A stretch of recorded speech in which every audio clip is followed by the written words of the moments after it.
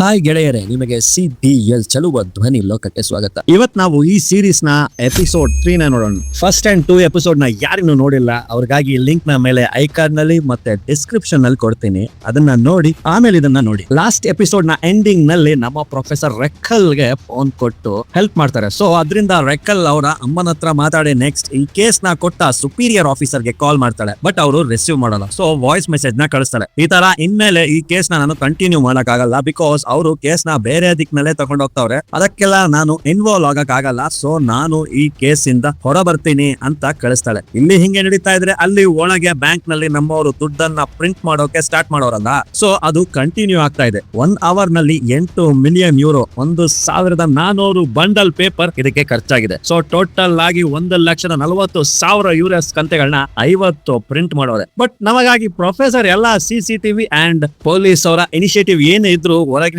ಬರೋದನ್ನೆಲ್ಲ professor ನಮಗೋಸ್ಕರ ನೋಡ್ಕೊಂತಾರೆ, ನಮ್ಮನ್ನ alert ಮಾಡ್ತಾರೆ ಅಂತ ಟೋಕಿಯೋ ಹೇಳ್ತಾಳೆ. ಸೊ ಟೋಟಲಿ 20 ಅವರ್ಸ್ ಟೈಮ್ ನಲ್ಲಿ 52 ಮಿಲಿಯನ್ ಯೂರೋಸ್ ನ ಪ್ರಿಂಟ್ ಮಾಡೋರೆ. ನೆಕ್ಸ್ಟ್ ಹಂಗೆ ಹಾಸ್ಟೇಜಸ್ ಎಲ್ಲ ಮಲಗಿದ್ರೆ ಆಗ ಅಲ್ಲಿಗೆ ಬಂದ ಬರ್ಲಿನ್ ಹಾಸ್ಟೇಜಸ್ ನಲ್ಲಿರೋ ಮೋನಿಕಾನ ಮಾತ್ರ ಎಬ್ಬಿಸಿ ಹೊರಗೆ ಕರ್ಕೊಂಡು ಹೋಗ್ತಾನೆ. ಅಲ್ಲಿ ಇವಳ ಕೈಲೊಂದು ಪೇಪರ್ ನ ಕೊಟ್ಟು ಓದ್ಲಿಕ್ಕೆ ಹೇಳ್ತಾನೆ. ಜೊತೆಗೆ 4 ಜನ ಮಾಸ್ಕ್ ಹಾಕೊಂಡು ನಿಂತವ್ರೆ, ಬರ್ಲಿನ್ ಸೇರ್ಸಿ. ನನ್ನ ಹೆಸರು ಮೋನಿಕಾ, ನಾನು ಒನ್ ಆಫ್ ದ ಹಾಸ್ಟೇಜಸ್. ನನ್ನ ಜೊತೆ 67 ಹಾಸ್ಟೇಜಸ್ ಬ್ಯಾಂಕ್ ಮಾಡಿದ್ದಾರೆ. ನಾವೆಲ್ಲ ಹೆಲ್ತಿ ಆಗೇ ಇದ್ದೀವಿ. ಸೊ ರಾಬರ್ಸ್ ನಮ್ನ ಚೆನ್ನಾಗಿ ನೋಡ್ಕೊಂತವ್ರೆ, ನಮ್ಗೇನು ಗಾಯ ಮಾಡಿಲ್ಲ, ಎಲ್ರು ಚೆನ್ನಾಗೇ ಇದ್ದೀವಿ. ನಮ್ಮೆಲ್ಲರಿಗೂ ಈ ತರ ರೆಡ್ ಕಾಸ್ಟ್ಯೂಮ್ ಅನ್ನೇ ಹಾಕ್ಸವ್ರೆ. ಸೊ ನಾವೆಲ್ಲ ನೋಡ್ಲಿಕ್ಕೆ ಒಂದೇ ತರ ಕಾಣ್ತಾ ಇದೀವಿ. ಸೊ ಪೊಲೀಸ್ನವರೇ, ನೀವೇನಾದ್ರೂ ತಪ್ಪಾದ ನಿರ್ಧಾರ ಮಾಡೋಕ್ ಮುಂಚೆ 67 ಹಾಸ್ಟೇಜಸ್ ಜೀವನಕ್ಕೆ ತೊಂದರೆ ಆಗ್ಬೋದು ಅಂತ ತಿಳ್ಕೊಳ್ಳಿ ಅಂತ ಮೋನಿಕಾ ಆ ಲೆಟರ್ ನಲ್ಲಿರೋದ್ನೆಲ್ಲ ಲೌಡ್ ಸ್ಪೀಕರ್ ನಲ್ಲಿ ಹೇಳ್ತಾಳೆ. ಇದನ್ನ ಆ ಕ್ಯಾಂಪ್ ನಲ್ಲಿರೋರು ಹಾಗೆ ಹೊರಗಿರೋ ಪ್ರೆಸ್ ಪೊಲೀಸ್ ಎಲ್ರು ಕೇಳಿಸ್ಕೊಂತಾರೆ. ಆಗ ಅದ್ರಲ್ಲೊಬ್ಬ ಸ್ನೈಪರ್ ಕರ್ತವ್ಯಕ್ಕೆ ಹುಟ್ಟಿರೋ ಕಡೇಸ್ ಅಂತಾರ, ಸರ್ ನನಗೆ ಆ ಹಾಸ್ಟೇಜ್ ನ ಪಕ್ಕದಲ್ಲಿರೋನು ಟಾರ್ಗೆಟ್ ನಲ್ಲಿದ್ದಾನೆ, ಶೂಟ್ ಮಾಡ್ಲಾ ಹೇಳಿ ಸರ್, ಅವ್ರು ಒಳಗೆ ಹೋಗ್ತಾವ್ರೆ, ಶೂಟ್ ಮಾಡ್ಲಾ ಅಂತ ಕೇಳಿದ್ರೆ ಬೇಡ ಮಾಡ್ಬೇಡಿ ಅಂತ ಆ ಕ್ಯಾಂಪ್ ನಲ್ಲಿರೋ ಪೊಲೀಸ್ನವ್ರು ಹೇಳ್ತಾರೆ. ಅಷ್ಟೊಳಗೆ ಈ ಹೈಸ್ ಟೀಮ್ ಕೂಡ ಒಳಗೆ ಹೋಗ್ತಾರೆ. ನೆಕ್ಸ್ಟ್ ಅಲ್ಲಿಂದ ಮನೆಗೆ ಬಂದ ರೆಕ್ಕಲ್ ಮಗಳು ಮಲ್ಕೊಂಡಿರೋದನ್ನ ನೋಡಿ ಅವಳ ಜೊತೆನೆ ಮಲ್ಕೊಂತಾರೆ. ಅಲ್ಲಿ ಹಾಸ್ಟೇಜಸ್ ನೆಲ್ಲ ನಿಲ್ಲಿಸಿ ನಿಮಗೆಲ್ಲಾನು ಕೆಲಸ ಕೊಡ್ತೀವಿ, ಸೊ ಆಗ್ಲೇ ನೀವು ಡಿಪ್ರೆಸ್ ಆಗಲ್ಲ ಅಂತ ಬರ್ಲಿನ್ ಹೇಳ್ತಾನೆ. ಬರ್ಲಿನ್ 3 ಜನನ ಚೂಸ್ ಮಾಡ್ತಾನೆ. ಅದರಲ್ಲಿ ಫಸ್ಟ್ ಆ ನಾನ್ ಸಿಂಕ್ ಆಗದ ನಾನ್ ಸೆನ್ಸ್ ತರ ಅವನಲ್ಲ ಅಲಿಸನ್ ನ ಬಾಯ್ ಫ್ರೆಂಡ್ ಅವನ್ನ, ನೆಕ್ಸ್ಟ್ ಆ ಮೋಸಗಾರ ಮ್ಯಾನೇಜರ್ ನ, ಆಮೇಲೆ ಒಬ್ರು ಏಜ್ಡ್ ಪರ್ಸನ್ ಅನ್ನ. ಆಗ ಹಾಸ್ಟೇಜಸ್ ನಲ್ಲಿ ಮೆಡಿಸಿನ್ಸ್ ಬೇಕು ಅಂತ ಡಿಮ್ಯಾಂಡ್ ಮಾಡ್ತಾರೆ, ಬಿಕಾಸ್ ಅದರಲ್ಲಿ ರೆಗ್ಯುಲರ್ ಮೆಡಿಕೇಶನ್ಸ್ ನಲ್ಲಿ ಇರ್ತಾರೆ. ಆಮೇಲೆ ಮೋನಿಕಾ ಅವಳ ಪ್ರೆಗ್ನೆನ್ಸಿ ಅಬೌಟ್ ಮೆಡಿಸನ್ ಅನ್ನು ಆಲಿಸನ್ ತನ್ನ ಫೋಟೋ ಒಂದು ತಪ್ಪಾಗಿ ಇಂಟರ್ನೆಟ್ ಅಲ್ಲಿ ಅಪ್ಲೋಡ್ ಆಗಿರೋ ಬಗ್ಗೆ ಆ ಫೋಟೋನ ಡಿಲೀಟ್ ಮಾಡ್ಬೇಕು ಅಂತ ಕೇಳ್ತಾರೆ. ಮಿಕ್ಕವರೆಲ್ಲಾನು ನೈರೋಬಿ ನೋಡ್ಕೊಂತಾಳೆ. ಆ 3 ಜನನ್ನ ಮಾತ್ರ ಬರ್ಲಿನ್ ಮಾಸ್ಕೋ ಜೊತೆ ಕಳಿಸ್ತಾನೆ. ಸೊ ಮಾಸ್ಕೋ ಅವ್ರಿಗೆ ಫ್ಲೋರ್ ನಲ್ಲಿರೋ ಡಾಟ್ ಲೈನ್ ನ ತೋರಿಸಿ ಅಲ್ಲಿ ಡ್ರಿಲ್ ಮಾಡಿ ಅಗಿಯೋಕೆ ಹೇಳ್ತಾರೆ. So manager, boyfriend and age person ಆ ಕೆಲ್ಸನ ಸ್ಟಾರ್ಟ್ ಮಾಡ್ತಾರೆ. ಆಲಿಸನ್ ಇಂಟರ್ನೆಟ್ ನಲ್ಲಿ ಅಪ್ಲೋಡ್ ಆಗಿರೋ ಫೋಟೋನ ಡಿಲೀಟ್ ಮಾಡೋಕೆ ಕೇಳಿದ್ಲಲ್ಲ, ಅದಕ್ಕೆ ಬರ್ಲಿನ್ ಅದೆಲ್ಲ ಆಗಲ್ಲ, ಬೇಕಂದ್ರೆ ನಿಮ್ಮ ಅಪ್ಪ ಅಮ್ಮಂಗೆ ಏನಾದ್ರೂ ಹೇಳೋ ತರ ವಿಡಿಯೋನ ರೆಕಾರ್ಡ್ ಮಾಡ್ಕೊ ಅಂತಾನೆ. ಸೊ ಅವಳಿಗೆ ಫೋನ್ ಕೊಟ್ಟು ವಿಡಿಯೋ ರೆಕಾರ್ಡ್ ಮಾಡ್ಲಿಕ್ಕೆ ರಿಯೋ ಹೇಳಿದ್ರೆ ಒಳ್ಳೆ ಅಲ್ಝೈಮರ್ ಬಂದ ಅಳಿಲ್ ಮರಿ ಇದ್ದಂಗ ಅವಳಲ್ಲ ಆಲಿಸನ್, ಸ್ಟಾರ್ಟ್ ಮಾಡಿ ನನ್ನ ಕೈಲಾಗಲ್ಲಪ್ಪ ಅಂತ ರಿಯೋ ಹತ್ರ ಹೇಳ್ತಾವಳೆ. ಇದನ್ನೆಲ್ಲ ಅಲ್ಲಿಂದನೇ ಟೋಕಿಯೋ ನೋಡ್ತಾವಳೆ. ಸೊ ನೀನು ಆರಾಮಾಗಿ ಟೈಮ್ ತಗೊಂಡು ರಿಲ್ಯಾಕ್ಸ್ ಆಗಿ ರೆಕಾರ್ಡ್ ಮಾಡುವಂತ ರಿಯೋ ಆ ಫೋನ್ ನ ಅಲ್ಲೇ ಇಟ್ಟು ಟೋಕಿಯೋ ಕಡೆ ಬರ್ತಾನೆ. ರಿಯೋನ ಟೋಕಿಯೋ ಏನಾಯ್ತು ನಿನ್ಗೆ, ಯಾಕೊಂತರ ಇದೆಯಾ ಅಂತ ಕೇಳಿದ್ರೆ, ನಂಗೇನಾದ್ರೆ ನಿನ್ಗೇನು, ನಾನು ಚಿಕ್ಕ ಹುಡುಗ ಅಲ್ವಾ, ನನ್ನ ಹತ್ರ ಎಲ್ಲ ಅಫೇರ್ ಇಟ್ಕೊಳ್ಳಲ್ಲ ಅಂದ್ಯಲ್ಲ, ಸೊ ನಾನ್ ಬರೀ ಟೈಮ್ ಪಾಸ್ ಅಲ್ವಾ ನಿನ್ಗೆ ಅಂತ ರಿಯೋ ಕೋಪದಲ್ಲಿ ಹೇಳಿದ್ರೆ, ಆಗ ಟೋಕಿಯೋ ಲೇಟ್ ನೈಟ್ ಅಲ್ಲಿ ಮೀಟ್ ಆಗೋ ಮೆಂಟಲ್, ನಾನಾಗೆ ಹೇಳಲಿಲ್ಲ ಅಂದ್ರೆ ರೂಲ್ಸ್ ಬ್ರೇಕ್ ಮಾಡಿದ್ದಕ್ಕೆ ನಿನ್ನ ಕ್ಲೋಸ್ ಮಾಡ್ತಾ ಇದ್ದ ಆ ಪ್ರೊಫೆಸರ್ ಅಂದ್ರೆ, ಇಲ್ಲಿ ಇವ್ರಿಬ್ರಿಗೂ ಕ್ಲಾಸ್ ನಡೀತಾ ಇದ್ರೆ ಆ ಕಡೆ ಆಲಿಸನ್ ಸಂಧಿಲಿ ಸಮಾರಾಧನೆ ಮಾಡೋದನ್ನ ಟ್ರೈ ಮಾಡ್ತಾವಳೆ. ಸೊ ಅಲ್ಲೇ ಇದ್ದ ಫೋನ್ ತಗೊಂಡು ಇಂಟರ್ನೆಟ್ ನಲ್ಲಿದ್ದ ತನ್ನ ಫೋಟೋನ ಡಿಲೀಟ್ ಮಾಡ್ಲಿಕ್ಕೆ ಇಂಟರ್ನೆಟ್ ನ ಆನ್ ಮಾಡ್ತಾಳೆ. ಸೇಮ್ ಟೈಮ್ಗೆ ಕ್ಯಾಂಪ್ ನಲ್ಲಿರೋ ಪೊಲೀಸ್ ಬ್ಯಾಂಕ್ ನಲ್ಲಿರೋ ಯಾವುದಾದ್ರೂ ನೆಟ್ವರ್ಕ್ ಹ್ಯಾಕ್ ಮಾಡೋಕೆ ಕಾಯ್ತಾ ಇದ್ರೆ ಇವಳು ನೆಟ್ ಆನ್ ಮಾಡಿದ್ರಿಂದ ಆ ಫೋನ್ ನ ಹ್ಯಾಕ್ ಮಾಡಿ ಆ ಡಿವೈಸ್ ನ ಫ್ರಂಟ್ ಕ್ಯಾಮ್ರಾನ ಆಕ್ಸೆಸ್ ಮಾಡ್ತಾರೆ. ಫೋಟೋನ ಡಿಲೀಟ್ ಮಾಡ್ತಾ ಇರೋದನ್ನ ರಿಯೋ ನೋಡ್ಬಿಡ್ತಾನೆ. ಲೇ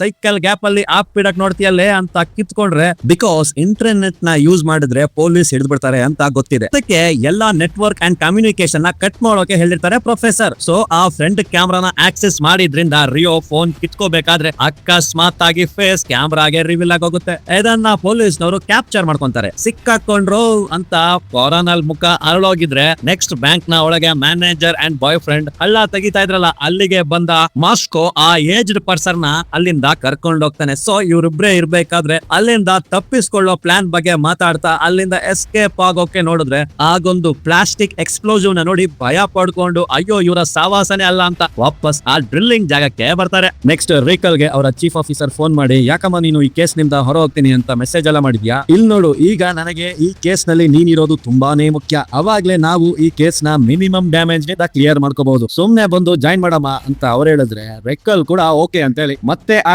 ಕ್ಯಾಂಪ್ ಹತ್ರ ಬರ್ತಾರೆ. ಕ್ಯಾಂಪ್ ಒಳಗೆ ಹೋದ್ರೆ ಆ ಕೊರೋನಲ್ಲಿ ಏನ್ ಸಮಾಚಾರ ಬೇಗ ಬಂದ್ಬಿಟ್ಟಿದ್ಯಾ ಅಂತ ಕಿಂಟಲ್ ಮಾಡಿದ್ರೆ, ಲೈ ಅಲ್ಝೈಮರ್ ಬಂದ ಆನೆ ಮರಿ, ಏನೋ ನಿನ್ ಸಮಸ್ಯೆ, ಈ ಕೇಸ್ ನ ಸ್ಮೂತ್ ಆಗಿ ನಾನು ಕ್ಲೋಸ್ ಮಾಡ್ತೀನಿ, ನೀನ್ ಸ್ವಲ್ಪ ಸೈಲೆಂಟ್ ಆಗಿರ್ತೀಯಾ ಅಂತಾರೆ. ಆಮೇಲೆ ಅವರು ಆ ಫ್ರಂಟ್ ಕ್ಯಾಮ್ರಾದಿಂದ ಆಕ್ಸೆಸ್ ಮಾಡಿದ ವಿಡಿಯೋನ ರೆಕ್ಕಲ್ ಗೆ ತೋರಿಸ್ತಾರೆ. ರೆಕ್ಕಲ್ ಆ ವಿಡಿಯೋನ ಡೀಟೇಲ್ ಆಗಿ ನೋಡಿ ನೆಕ್ಸ್ಟ್ ಆ ಪ್ರೊಫೆಸರ್ ಗೆ ಕಾಲ್ ಕನೆಕ್ಟ್ ಮಾಡ್ತಾರೆ. ಪ್ರೊಫೆಸರ್ ಕೂಡ ರಿಸೀವ್ ಮಾಡಿ, ನಿನ್ನೆ ನೈಟ್ ಯಾಕೆ ಆರ್ಮ್ ಫೋರ್ಸಸ್ ಎಂಟ್ರಿ ಆಗೋಕೆ ನೋಡಿದ್ರು, ಏನ್ ಆಟ ಆಡ್ತಾ ಇದ್ದೀರಾ, ಹಾಸ್ಟೇಜಸ್ ಜೀವ ಅಂದ್ರೆ ಅಷ್ಟೊಂದು ಕಡೆ ಅಂತ ಪ್ರೊಫೆಸರ್ ಗ್ಯಾಂಡ್ ಆದ್ರೆ, ಇಲ್ಲಿ ನೋಡಿ ಆಲ್ರೆಡಿ ನಿಮ್ಮಲ್ಲೊಬ್ಬರನ್ನ ನಾವು ಕಂಡಿಡ್ದಾಯ್ತು, ಅವ್ನ್ ಯಾರು ಏನು ಅಂತ ತಿಳ್ಕೊಂಡು ಟೋಟಲ್ ಟೀಮ್ ಅನ್ನೇ ಲಾಕ್ ಮಾಡ್ತೀವಿ. ಸೊ ನೀನಾಗೆ ಸರೆಂಡರ್ ಆದ್ರೆ 16ರಿಂದ 8 ವರ್ಷಕ್ಕೆ ಶಿಕ್ಷೆ ಕಡಿಮೆ ಮಾಡಿಸ್ತೀನಿ ಅಂತ ಅವಳಂದ್ರೆ, ಇದನ್ನ ಕೇಳಿ ಪ್ರೊಫೆಸರ್ ನಗ್ತಾವ್ರೆ, ಇವ್ರು ಸುಳ್ಳು ಹೇಳ್ತಾವ್ರೆ ಅನ್ಕೊಂಡು. ಸರಿ ನೀನು ನಂಬೋ ತರ ಒಂದ್ ಹೇಳ, ಒಳಗೆ ವೆಲ್ಕ್ರೋನ ಯೂಸ್ ಮಾಡಿ 60+ ಸೆಲ್ ಫೋನ್ಸ್ ನ ಗೋಡೆಯಲ್ಲಿ ಅಂಟಿಸಿದೀರಾ. ಸೊ ನಿಮಗಿನ್ನು 1 hour ಟೈಮ್ ಕೊಡ್ತೀನಿ, ಅದ್ರೊಳಗೆ ಎಲ್ಲಾನು ಕ್ಲೋಸ್ ಮಾಡಿಕೊಂಡು ಸರೆಂಡರ್ ಆಗಿ ಅಂತೇಳಿ ಕಾಲ್ ನ ಕಟ್ ಮಾಡ್ತಾಳೆ ರೆಕ್ಕಲ್. ಇದನ್ನ ಕೇಳಿ ಇನ್ನೂ ಗಾಂಡಾದ ಪ್ರೊಫೆಸರ್, ಏನಿದು ಇಷ್ಟೊಂದು ಪ್ಲಾನ್ ಮಾಡಿನು ಹಿಂಗೆ ಎಡುತ್ತವ್ರಲ್ಲ ಇವರು ಅನ್ಕೊಂಡು ಬರ್ಲಿಂಗ್ಗೆ ಕಾಲ್ ಮಾಡಿ, ಕರೆಕ್ಟ್ ಆಗಿ ಚೆಕ್ ಮಾಡು ಪೊಲೀಸ್ ಅವ್ರಿಗೆ, ನಾವು ಸ್ಟಿಕ್ ಮಾಡಿರೋ ಸೆಲ್ ಫೋನ್ಸ್ ನ ಬಗ್ಗೆ ಹೆಂಗೆ ತಿಳಿತು, ಇದ್ಯಾವ್ದೋ ಹಾಸ್ಟೇಜಸ್ ನ ಆಟನೇ ಇರಬೇಕು, ಆ ಫೋನ್ ನ ಕಂಡಿಡಿ ಅಂತಾರೆ. ಇದ್ರಲ್ಲಿ ಇನ್ನೊಂದೇನಂದ್ರೆ ಪ್ರೊಫೆಸರ್ ನೆಗೋಷಿಯೇಟರ್ ಆಗಿ ಮಾತಾಡ್ಬೇಕಾದ್ರೆ ರೆಡ್ ಕಲರ್ ಪೇಪರ್ ಅನ್ನ ಇಟ್ಕೊಂಡು ಏನಾದ್ರೂ ಮಾಡ್ತಾ ಇರ್ತಾರೆ. ಈಗ ಬರ್ಲಿನ್ ಹತ್ರ ಮಾತಾಡ್ಬೇಕಾದ್ರೆ ಆ ರೆಡ್ ಪೇಪರ್ ನ ಅರ್ಧಾಕ್ತಾರೆ. ದಟ್ ಮೀನ್ಸ್ ಅವರು ಅನ್ಕೊಂಡಿದ್ದ ಪ್ಲಾನ್ ಏನೋ ಬೀನೋ ಅಥವಾ ಸೀನೋ ಯಾವ್ದೋ ಒಂದು ಎಡುವುದು ಅಂತ ಅರ್ಥ. ಹಂಗೆ ಈ ಕಡೆ ಡ್ರಿಲ್ ಮಾಡ್ತಾ ಇರೋ ಕಡೆ ಬಂದ್ರೆ ಬಾಯ್ ಫ್ರೆಂಡ್ ಹತ್ರ ಮ್ಯಾನೇಜರ್, ನನ್ನ ಆಫೀಸ್ ನಲ್ಲಿರೋ ಕೋರ್ಟ್ ನಲ್ಲಿ ಸೆಲ್ ಫೋನ್ ಒಂದಿದೆ, ಅದನ್ನ ಹೇಗಾದ್ರೂ ತಗೊಂಡು ಬರ್ಬೇಕಲ್ಲ ಅಂತಾನೆ. ಸೊ ಬಾಯ್ ಫ್ರೆಂಡ್ ಆ ಕಡೆ ಹೋಗ್ತಾನೆ. ಈ ಕಡೆ ಬರ್ಲಿನ್ ಎಲ್ಲಾ ಹೋಸ್ಟೇಜಸ್ ಅನ್ನ ನಿಲ್ಸಿ ಎಲ್ಲಾನು ಹೇಳ್ತಾನೆ, ಯಾರೋ ಒಬ್ರು ಗೋಡಲ್ಲಿರೋ ಸೆಲ್ ಫೋನ್ ನ ಫೋಟೋ ತೆಗೆದು ಕಳ್ಸಿದ್ದೀರಾ, ಸೊ ಈ ಇಕ್ಕಟ್ನಲ್ಲಿ ಹೀರೋ ಆಗೋಕೆ ಟ್ರೈ ಮಾಡಿದ್ಯಾರು, ನೀವೇ ಹೇಳ್ಬಿಡಿ ಅಂತ ಬರ್ಲಿನ್ ವಾರ್ನ್ ಮಾಡಿದ್ರೆ, ಆಲಿಸನ್ ಒಂದ್ ವೇಳೆ ನಮ್ ಬಗ್ಗೆ ಮಾತಾಡ್ತಾವ್ರೋ ಅಂತ ಗಾಬರಿ ಆದ್ರೆ ಅವಳಿಗೆ ತಿಳಿದಂಗೆ ಆ ಫೋಟೋ ಹೋಗಿದೆಯಲ್ಲ. ಸೊ ಆ ರಿಯೋ ಕೂಡ ತಡಬಡಾಯಿಸ್ತಾವನೆ, ನಾನು ಆಲಿಸನ್ ಹತ್ರ ಕೇರ್ಲೆಸ್ ಆಗಿದ್ಬಿಟ್ಟೆ ಅಂತ. ನೆಕ್ಸ್ಟ್ ಪೊಲೀಸ್ನವರು ಆ ಕ್ಯಾಪ್ಚರ್ ಮಾಡಿದ ಇಮೇಜ್ ಅನ್ನ ಅವರ ಡೇಟಾ ಬಸ್ ನಲ್ಲಿ ಹಾಕಿ ಚೆಕ್ ಮಾಡಿದ್ರೆ ಅವನ ಜಾತಕನೇ ಬಂದ್ಬಿಡುತ್ತೆ. ಅವನ ರಿಯಲ್ ನೇಮ್ ಆನಬೆಲ್ ಕೋಟೆಸ್ಟ್ ಅಂತ, ಅವನೊಬ್ಬ ಅಲಾರಾಮ್ ಡಿವೈಸ್ ಎಕ್ಸ್ಪರ್ಟ್ ಅಂತಾನು, ಅದಲ್ಲದೆ ಅವನ ಹೆಸರಲ್ಲಿ ಇಂಟರ್ಪೋಲ್ ವಾರೆಂಟ್ ಇದೆ ಅಂತೆಲ್ಲ ಕಂಡು ಹಿಡಿತಾರೆ. ಅಲ್ಲಿ ಒಳಗೆ ಬ್ಯಾಂಕ್ ನಲ್ಲಿ ಬರ್ಲಿನ್ ಎಲ್ಲರನ್ನ ಸಂದೇಹ ಪಡ್ತಾವನೆ. ಸೊ ಎಲ್ಲರ ಡ್ರೆಸ್ ನ ರಿಮೂವ್ ಮಾಡೋಕೆ ಹೇಳ್ತಾನೆ. ಹಂಗಾದ್ರೂ ನಿಜ ಹೇಳ್ತಾರೇನೋ ಅಂತ. ಆಗ ಮೋನಿಕಾನ ಡ್ರೆಸ್ ನ ತೆಗಿಲಿಕ್ಕೆ ಡೆನ್ವರ್ಗೆ ಹೇಳ್ತಾನೆ. ನೆಕ್ಸ್ಟ್ ಆಲಿಸನ್ ಹತ್ರ ಬಂದು ಅವಳ ಬಟ್ಟೆನೂ ರಿಮೂವ್ ಮಾಡಕ್ ಹೇಳ್ತಾನೆ. ಮೊದಲೇ ಅವಳೊಬ್ಳು ಸ್ಕೂಲ್ ಹುಡುಗಿ ಅಲ್ಲ, ಇನ್ನು ಚಿಕ್ಕವಳು ಬೇರೆ, ಸೊ ಅವಳಿಗೆ ಅವಮಾನ ಆಗುತ್ತೆ ಅಂತ ರಿಯೋ ಬರ್ಲಿನ್ ನ ಕರ್ಕೊಂಡು ಹೋಗಿ ಅವಳಿಗೆ ವಿಡಿಯೋ ಕಾಲ್ ಮಾಡ್ಲಿಕ್ಕೆ ಸೆಲ್ ಫೋನ್ ಕೊಟ್ಟೆ. ಬಟ್ ಅವಳು ತನ್ನ ಫೋಟೋನ ಡಿಲೀಟ್ ಮಾಡ್ಲಿಕ್ಕೆ ನೆಟ್ ಯೂಸ್ ಮಾಡ್ತಾಳೆ ಅಂತ ನನ್ಗೆ ಗೊತ್ತಿರ್ಲಿಲ್ಲ. ಅಲ್ಲಿ ಟೋಕಿಯೋ ಇದ್ದಿದ್ರಿಂದ ನಾನು ಸ್ವಲ್ಪ ಡೈವರ್ಟ್ ಆದೆ ಅಂತ ರಿಯೋ ಒಪ್ಕೊಂತಾನೆ. ಆಗ ಬರ್ಲಿನ್ ಆ ಹೆಲ್ಸಿಂಕಿ ಅಂಡ್ ಹಾಸ್ಲೋನ ಕರೆಸಿ ರಿಯೋನ ಹೊಡೆಯುವಂತಹ ಪನಿಷ್ಮೆಂಟ್ ಕೊಡ್ತಾನೆ. ನೆಕ್ಸ್ಟ್ ಹೊರಗಿಂದ ಮೆಡಿಸನ್ ಬರುತ್ತೆ, ಅದನ್ನ ಟೀಮ್ ನವರು ಒಳಗೆ ತರ್ತಾರೆ. ಆ ಮ್ಯಾನೇಜರ್ ಬಾಯ್ ಫ್ರೆಂಡ್ ಹತ್ರ ಸೆಲ್ ಫೋನ್ ಬಗ್ಗೆ ಹೇಳಿದ್ನಲ್ಲ, ಅದನ್ನ ಮೋನಿಕಾಗೂ ಹೇಳಿರ್ತಾನೆ ಅನ್ಸುತ್ತೆ. ಸೊ ಈಗ ಮೋನಿಕಾ ಅವನ ಆಫೀಸ್ ರೂಮ್ ನಲ್ಲೇ ಅವಳೆ. ಅಲ್ಲಿ 2 ಹಾಸ್ಟೇಜಸ್ ಕೂಡ ಇದಾರೆ. ಇವರನ್ನೆಲ್ಲ ಗಮನಿಸ್ಲಿಕ್ಕೆ ಅಲ್ಲಿ ಹಾಸ್ಲೋ ಇದ್ದಾನೆ. ಆದ್ರೂ ಒಳ್ಳೆ ಕಾಸ್ಮೆಟಿಕ್ ಹಚ್ಚಿರೋ ಕಳ್ಳಿ ತರ ಮೋನಿಕಾ ಆ ಸೆಲ್ ಫೋನ್ ನ ಎಗರಿಸ್ತಾಳೆ. ಸೊ ಸೇಮ್ ಟೈಮ್ ಗೆ ಡೆನ್ವರ್ ಅಲ್ಲಿಗೆ ಬಂದು, ಮೋನಿಕಾಗೆ ನೀನು ಕೇಳಿದ ಅಬೋರ್ಷನ್ ಟ್ಯಾಬ್ಲೆಟ್ ಬಂದಿದೆ, ಮಗುನ ಅಬೋರ್ಟ್ ಮಾಡೋದು ಅಷ್ಟು ಒಳ್ಳೆಯದಲ್ಲ, ನಾನ್ ಬೇಕಾದ್ರೆ ಅದನ್ನ ಬೆಳೆಸೋಕೆ ದುಡ್ಡು ಕೊಡ್ತೀನಿ ಅಂತೆಲ್ಲ ಡೆನ್ವರ್ ಹೇಳ್ತಾ ಇದ್ರೆ ಸರಿಯಾಗಿ ಅಲ್ಲಿಗೆ ಬರ್ಲಿನ್ ಬರ್ತಾನೆ. ಟ್ಯಾಬ್ಲೆಟ್ ಕೊಟ್ಟೋ ಇನ್ನಾದ್ರೂ ನೀನೇ ಕುಡಿಸ್ತಾ ಇದೀಯೋ ಅಂತ ಕಿಂಡಲ್ ಮಾಡಿದ್ರೆ, ಸರಿ ಓಕೆ ನೀನ್ ಹೋಗು ಅಂತ ಮೋನಿಕಾನ ಕಳ್ಸಿ ಡೆನ್ವರ್ ಹತ್ರ ಬರ್ಲಿನ್ ಮಾತಾಡ್ತಾ ಇದ್ರೆ ಅವಳು ಎತ್ತಿದ ಫೋನ್ ಸೌಂಡ್ ಮಾಡುತ್ತೆ. ಯಾವ್ದೋ ಮೆಸೇಜ್ ಬಂದಿರ್ಬೇಕು ಆ ಫೋನ್ಗೆ. ಸೌಂಡ್ ಕೇಳಿ ಬರ್ಲಿನ್, ನೇ ನೋಡಕೊಳ್ಳೆ ಮಹಾನಟಿ ಮಿನಿಮಮ್ ಜೆರಾಕ್ಸ್ ತರ ಇಟ್ಕೊಂಡು ಫೋನ್ ಇಟ್ಕೊಂಡಿದ್ಯಾ ಅಂತ ಫೋನ್ ನ ಕಂದಿಡಿದು ಅವಳನ್ನ ಮುಗಿಸ್ಲಿಕ್ಕೆ ಡೆನ್ವರ್ಗೆ ಹೇಳ್ತಾನೆ. ಈ ಕಡೆ ಮತ್ತೆ ಪ್ರೊಫೆಸರ್ ಆ ರೆಕ್ಕಲ್ ನ ಅಕಸ್ಮಾತ್ ಆಗಿ ಮೀಟ್ ಮಾಡೋ ತರ ತೋರಿಸ್ತಾರೆ. But professor as per plan ಪ್ರಕಾರನೇ ಇಲ್ಲಿಗೆ ಬಂದಿರ್ತಾರೆ. ಟಿವಿಲಿ ಬ್ಯಾಂಕ್ ನಲ್ಲಿ ನಡೆದ ದರೋಡೆ ಬಗ್ಗೆ ಮಾತಾಡ್ತಾವ್ರೆ. ಅದನ್ನ ನೋಡಿ ರಿಕ್ಕಲ್ ಹತ್ರ ಪ್ರಶ್ನೆನ ಕೇಳ್ತಾರೆ ಪ್ರೊಫೆಸರ್. ಸೇಮ್ ಟೈಮ್ ಗೆ ರಿಕ್ಕಲ್ ಗೆ ಅವರ ಸೀನಿಯರ್ ಆಫೀಸರ್ ಫೋನ್ ಮಾಡಿ, ರಿಯೋ ಅಲಾರಾಮ್ ಚೆಕ್ ಮಾಡ್ಲಿಕ್ಕೆ ಫಸ್ಟ್ ಡೇ ಬಂದವನೇ, ಅವನ ಜೊತೆ ಇನ್ನೊಬ್ರು ಬಂದಿರೋ ಬಗ್ಗೆ CCTVಯಲ್ಲಿ ರೆಕಾರ್ಡ್ ಆಗಿದೆ, ಆ ಫೋಟೋನ ವಾಟ್ಸ್ಆಪ್ ಮಾಡ್ತೀನಿ ಅಂತ ಹೇಳಿದ್ರೆ ಅದನ್ನ ನಮ್ಮ ಪ್ರೊಫೆಸರ್ ಹತ್ರದಿಂದ ಕೇಳ್ತಾ ಇದ್ರೆ ರಿಕ್ಕಲ್ ಸಡನ್ ಆಗಿ ತಿರುಗಿ ಅವನನ್ನ ಲಾಕ್ ಮಾಡಿ,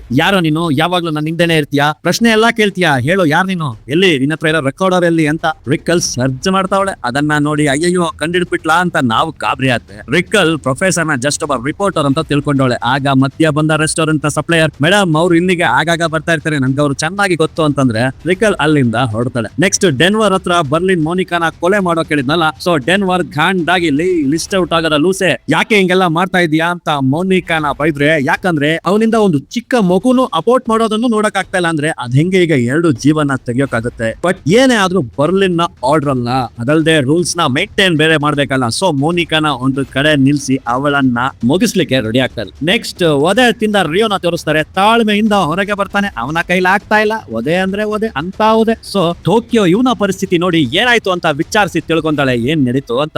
ಆಮೇಲೆ ಪ್ರೊಫೆಸರ್ ವಾಚ್ ಮಾಡ್ತಾ ಇರೋ ಕ್ಯಾಮ್ರಾನ ಶೂಟ್ ಮಾಡ್ತಾಳೆ. ಹಂಗೆ ಪ್ರೊಫೆಸರ್ ನೋಡ್ತಾ ಇದ್ರೆ ಇನ್ನೊಂದು ಕ್ಯಾಮ್ರಾ ಕೂಡ ಫೈರ್ ಮಾಡ್ತಾಳೆ. ಪಾಪ ಇನ್ನೇನ್ ಮಾಡ್ತಾಳೆ, ದಿಲ್ಕಿ ದಡ್ಕನ್ ಐತೆ, ಸುಮ್ನಿರ್ತಾಳ.